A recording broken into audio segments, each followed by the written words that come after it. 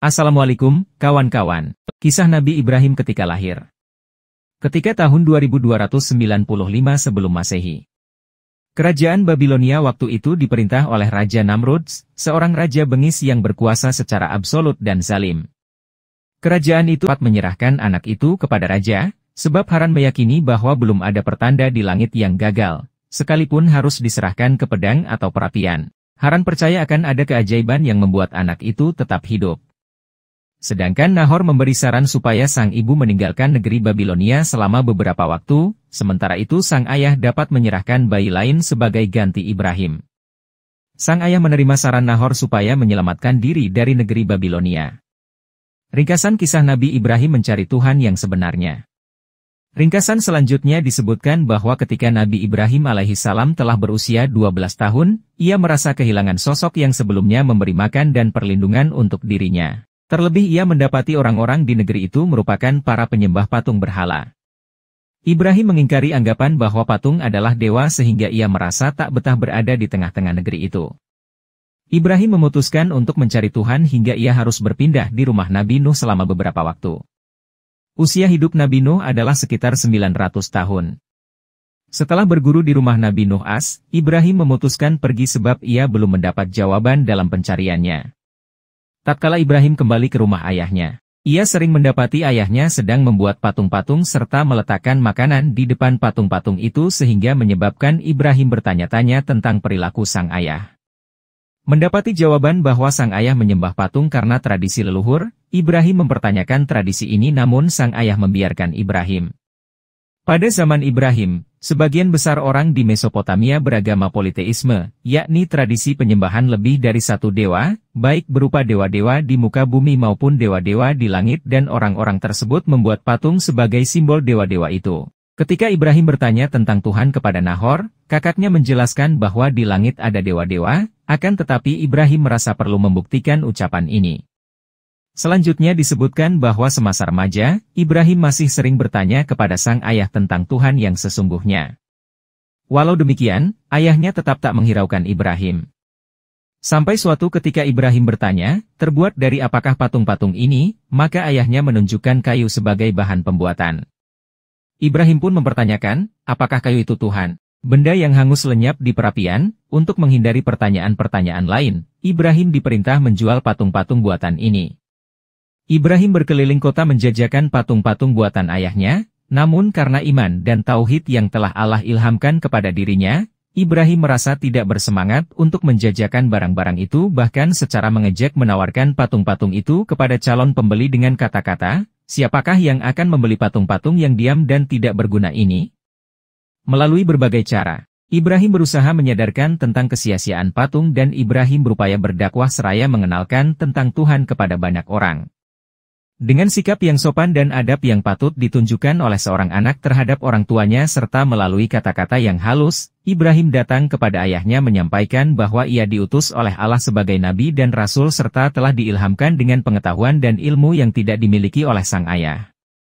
Ibrahim mulai bertanya secara lemah lembut kepada ayahnya. Kemudian bertanya apakah gerangan yang menjadi penyebab untuk menyembah berhala seperti kaumnya walaupun berhala-berhala itu tidak berguna sedikit pun serta tidak dapat mendatangkan keuntungan untuk penyembahnya ataupun tidak dapat mencegah nasib buruk.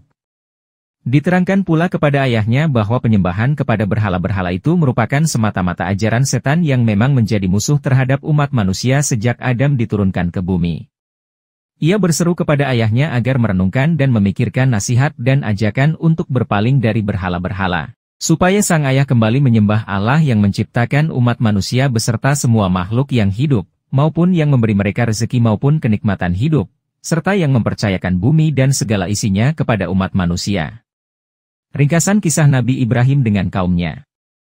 Setelah itu disebutkan bahwa di saat Nabi Ibrahim telah menyadarkan bahwa kayu bukanlah Tuhan dan dakwah-dakwahnya telah tersebar ke berbagai negeri. Raja Namrud yang kejam yang mendakwakan diri sebagai raja di muka bumi memerintahkan seluruh rakyatnya datang membawa batu dan patung untuk mendirikan sebuah tugu menjulang tinggi di Babilonia sebagai tempat berhala khusus sehingga seluruh orang-orang dalam negeri itu diajak bersatu sebagai sebuah kaum penyembah berhala patung sehingga orang-orang tersebut menganggap segala jenis tindakan yang tidak menyembah berhala patung sebagai ajaran menyimpang. Ketika mendapati berbagai patung berhala sebagai sembahan, maka Ibrahim semakin berniat menyadarkan kaumnya tentang kebodohan ini dan ia ingin membuktikan bahwa patung batu hanyalah benda mati yang tidak dapat bertindak apapun terhadap para penyembahnya. Nabi Ibrahim As datang seorang diri sewaktu meruntuhkan segala patung batu yang ada di Babilonia terkecuali sebuah patung terbesar yang dianggap sebagai dewa paling hebat oleh kaumnya. Ringkasan kisah Nabi Ibrahim AS ketika dibakar oleh Namrud.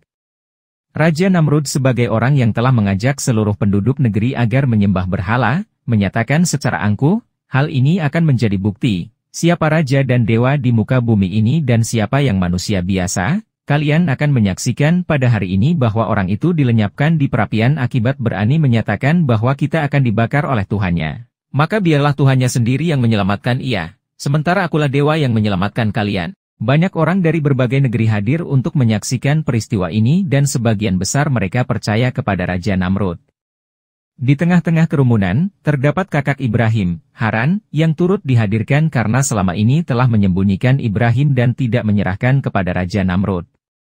Ketika Haran ditanya mengapa ia tidak menuruti perintah Namrud, ia menjawab, bukankah aku pernah mengatakan bahwa apapun yang kalian lakukan, kalian takkan bisa mengubah segala yang tertulis di langit. Sebab kalian sendiri tidak sanggup mengubah langit dan bukanlah kalian yang berkuasa di langit maupun di bumi. Kemudian mereka menjawab, memang ucapan itu terbukti sampai saat ini, namun lihatlah setelah Ibrahim jatuh ke perapian itu, apakah ucapanmu itu masih tetap berlaku? Mereka pun bertanya, apakah kamu percaya pada Tuhannya Ibrahim?